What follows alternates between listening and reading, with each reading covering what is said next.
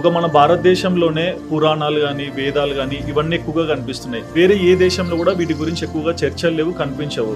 ఎందుకు మన ఇండియాలోనే ఇవన్నీ ఎక్కువ ఉన్నాయి? మీకు ఒక విషయం చెప్తానండి. ఒక ఇల్లు కట్టుకున్నారనుకోండి, ఇంట్లో ఒక బెడ్రూమ్ ఉంటుంది, ఒక హాల్ ఉంటుంది, ఒక కిచెన్ ఉంటుంది, దాంతోపాటు ఒక పూజ గది అని ఉంటుంది. అవునా కదా? అవును.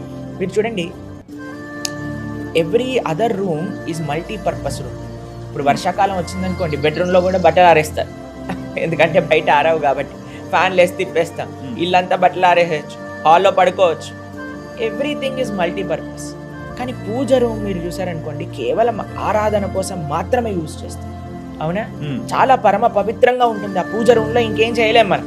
పూజ రూమ్ లో బట్టలు ఆరేస్తారా? లేదు. పూజ రూమ్ లో పడుకుంటారా? లేదు. పడుకోరు కదండి. ఎందుకంటే that is specifically dedicated to God.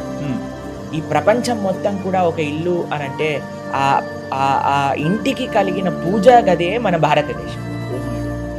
ఈ ప్రపంచానికి పూజ గది భారతదేశం. అందుకే ఇక్కడ అంత ఆధ్యాత్మికత. ఇప్పుడు